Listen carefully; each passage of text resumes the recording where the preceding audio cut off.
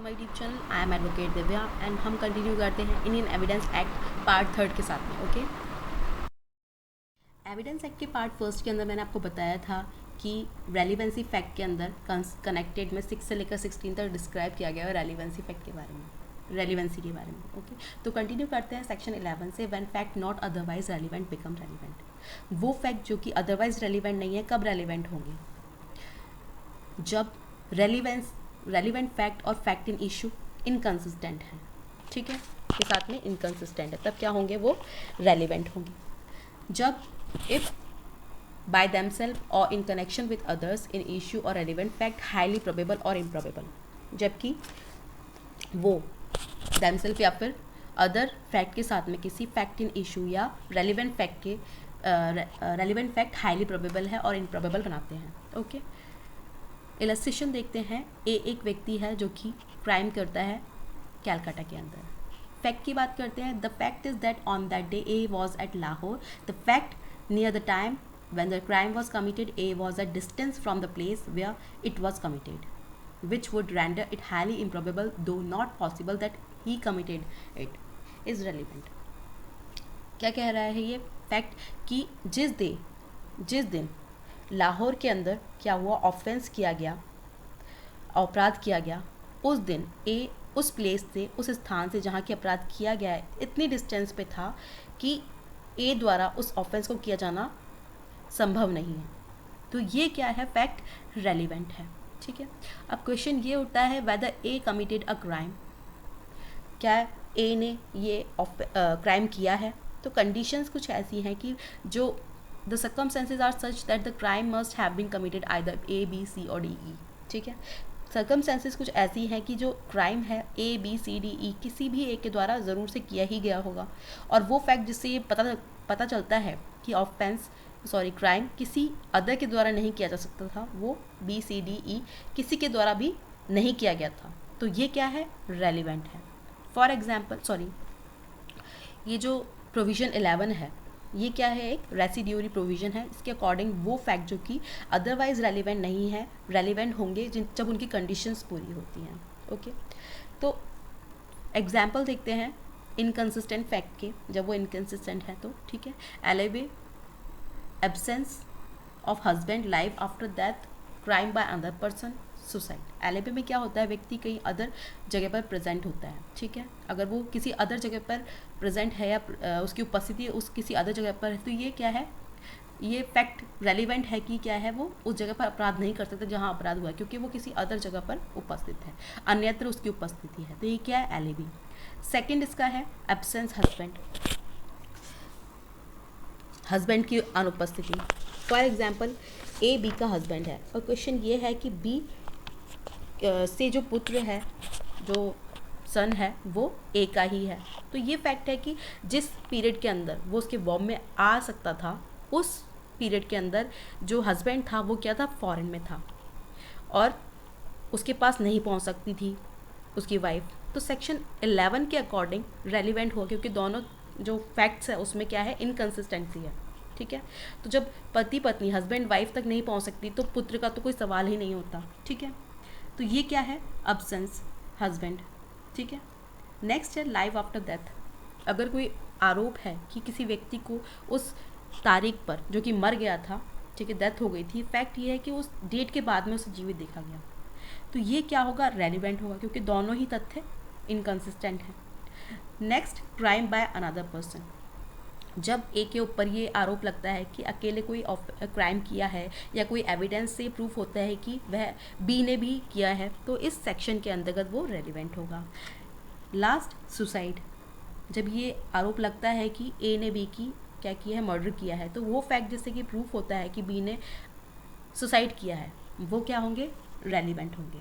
तो ओके, तो ये है when fact not otherwise relevant become relevant. Okay, next है section 12। In suits for damages fact tending to enable court to determine amount are relevant. Means ये जो section 12 है ये केवल सिविल केसेस में लागू होता है। ये उन केसेस पर लागू होगा जिसमें कि डैमेजेस क्लेम किए जाएंगे। ओके, और इस सेक्शन के अकॉर्डिंग टू दिस सेक्शन सारे जो फैक्ट हैं वो तब रेलिवेंट होंगे जबकि डैमेजेस क्लेम की जो क्वांटिटी है, वो जो मात्रा है वो निर्धारित करने में सहायता मिलती हो, ठीक है, हेल्प मिलती हो। तो डैमेजेस को इफेक्ट करने वाले जो भी फैक्ट हैं वो 3 टाइप्स के हो सकते हैं, या तो वो डैमेजेस के जो नुकसानी जो डैमेजेस है उसके क्वांटिटी को बढ़ाती हो या उसकी क्वांटिटी कम करती हो या फिर उसकी मदद को निर्धारित करती हो, ठीक है। नेक्स्ट है section 13, facts relevant when right or custom is in question. Fact relevant होंगे जब राइट और कस्टम होंगे क्वेश्चन पर, ठीक है, मीन्स जहाँ पर राइट और कस्टम का सवाल होगा वहाँ क्या होंगे, फैक्ट रेलिवेंट होंगे। तो हम बात करते हैं राइट्स की, अधिकारों की। तो 2 टाइप्स के राइट होते हैं, moral rights and legal rights. यहाँ लीगल राइट्स की बात हो रही है। इलस्ट्रेशन देखते हैं। द क्वेश्चन ये है कि ए क्या है, A has right to fishery.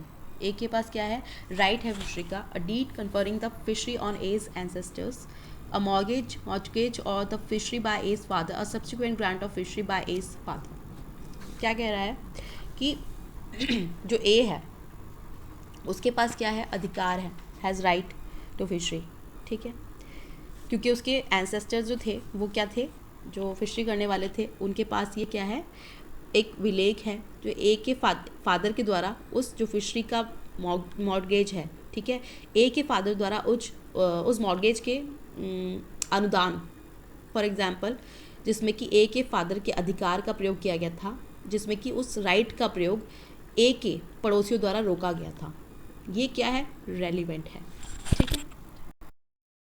Next है section 14, fact showing existence of state of mind और ऑफ बॉडी और बॉडीली फीलिंग। जहाँ पर फैक्ट ये शो करता है कि कोई भी intention, negligence, rashness, good faith या इलविल या कोई भी गुडविल टूवर्ड्स कोई पर्टिकुलर पर्सन जो कि शो करती हो existence of any state of mind, bodily feeling are relevant, ठीक है, वो क्या है, रेलिवेंट होंगी।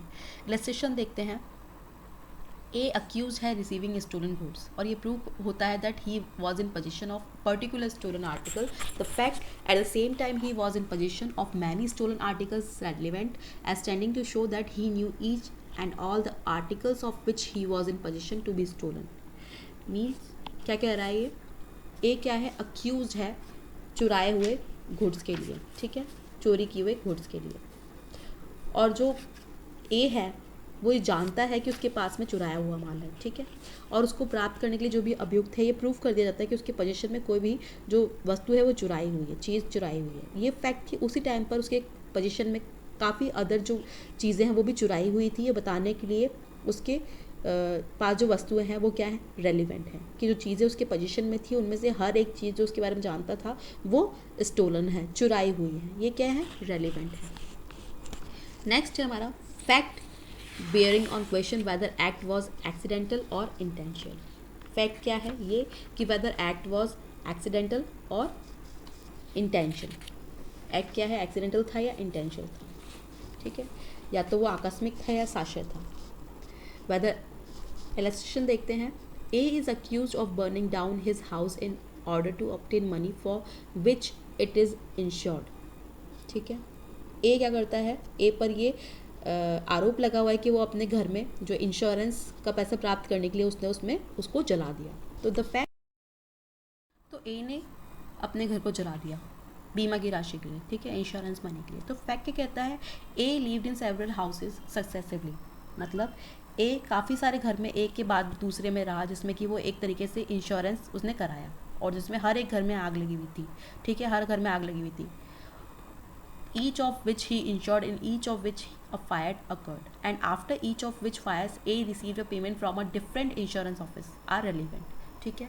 और उसके बाद में उसने प्रत्येक इंश्योरेंस जिससे करवाया था और प्रत्येक इंश्योरेंस ऑफिस से क्या किया, मनी रिसीव किया, पेमेंट रिसीव किया, ये क्या है, रेलिवेंट है, as tending to show that the fire was burn not accidental, कि फायर क्या थी, एक्सीडेंटल नहीं थी, ठीक है, ओके।